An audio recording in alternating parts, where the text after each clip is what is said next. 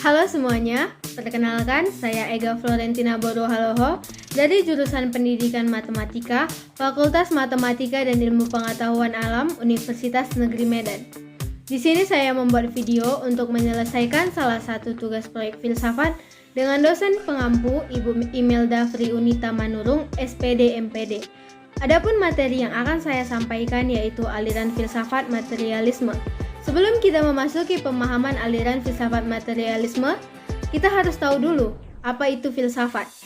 Filsafat berasal dari bahasa Yunani, yaitu dari kata philos dan sophia. Philos artinya cinta yang sangat mendalam, dan sophia artinya kebijakan atau kearifan. Jadi, filsafat adalah cinta kebijaksanaan. Kita masuk kepada apa itu pengertian dari filsafat materialisme. Filsafat materialisme adalah suatu aliran yang memandang bahwa kebenaran itu terletak pada materi, bukan hal-hal yang roh atau supranatural. Menurut filsafat materialisme, asal-usul, karakter, dan esensi dari semua keberadaan adalah benda. Materialisme tidak mengakui keberadaan Tuhan.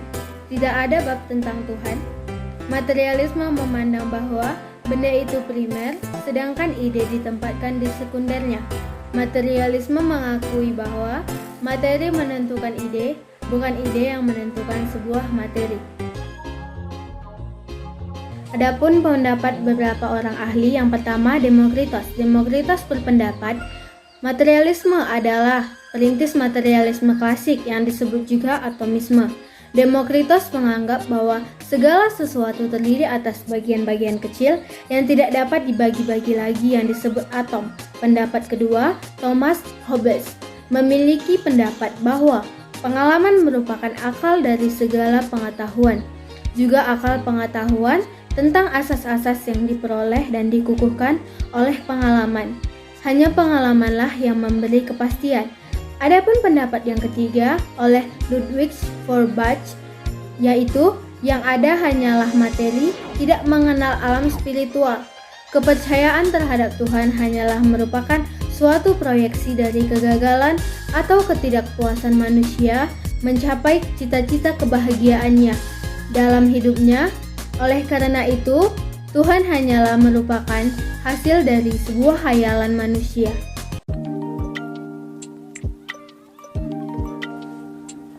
Untuk materi selanjutnya yaitu ciri-ciri filsafat materialisme.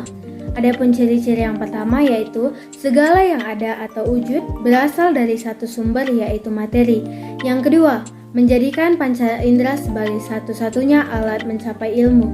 Yang ketiga, memposisikan ilmu sebagai pengganti agama dalam peletakan hukum. Yang keempat, menjadikan kecondongan dan tabiat manusia sebagai akhlak. Nah, untuk materi yang selanjutnya kita harus tahu apa sih implikasi filsafat pendidikan materialisme. Menurut Power, tahun 1982, implikasi aliran filsafat pendidikan materialisme yaitu yang pertama, manusia yang baik dan efisien dihasilkan oleh proses pendidikan secara ilmiah dan seksama. Yang kedua, isi kurikulum pendidikan yang mencakup pengetahuan yang dapat dipercaya dan diorganisasi selalu berhubungan dengan sasaran perilaku. Implikasi yang ketiga, metode semua pelajaran dihasilkan dengan kondisionisasi, operant conditioning, pelajaran berprogram, dan kompetisi. Implikasi yang keempat, kedudukan siswa tidak ada kebebasan, ditentukan oleh kekuatan dari luar. Pelajaran sudah dirancang, siswa dipersiapkan untuk hidup, mereka dituntut untuk belajar. Pasti di setiap aliran filsafat itu memiliki tujuan pendidikannya sendiri. Nah, di dalam materialisme tujuan pendidikannya adalah perubahan perilaku, mempersiapkan manusia sesuai dengan kapasitasnya untuk tanggung jawab hidup dan sosial yang pribadi dan kompleks untuk hidupnya sendiri.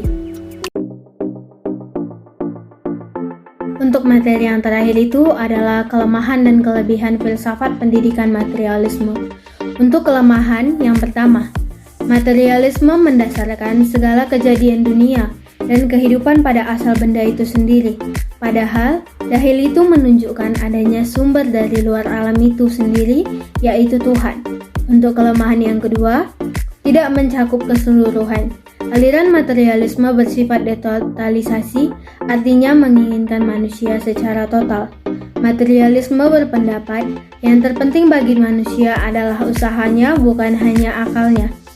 Untuk kelemahan yang ketiga, mengingkari faktor penting dalam kehidupan, misalnya cinta dan kebaikan. Untuk kelemahan yang keempat, dalam kehidupan beragama, aliran ini dianggap tidak sesuai karena tidak mengakui adanya yang mutlak. Kelemahan yang kelima, materialisme tidak sanggup menerangkan suatu kejadian rohani yang paling mendasar sekalipun. Nah, untuk yang kedua itu ada kelebihannya. Kelebihan yang pertama itu, paham materialisme berpegang pada kenyataan-kenyataan yang mudah dimengerti, bukan pada dalil-dalil abstrak. Yang kedua, teori-teorinya jelas berdasarkan teori-teori pengetahuan yang sudah umum.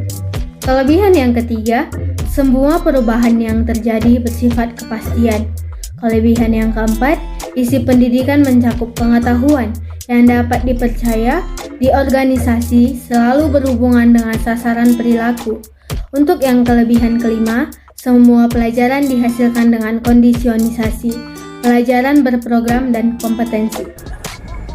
Demikianlah hasil dari presentasi atau pembelajaran yang dapat saya berikan. Jika ada kesalahan, mohon dimaafkan. Dan semoga video ini dapat membantu menambah pemahaman dalam aliran filsafat materialisme. Sekian dari video saya. Jangan lupa like dan komen. Terima kasih, sampai jumpa lagi.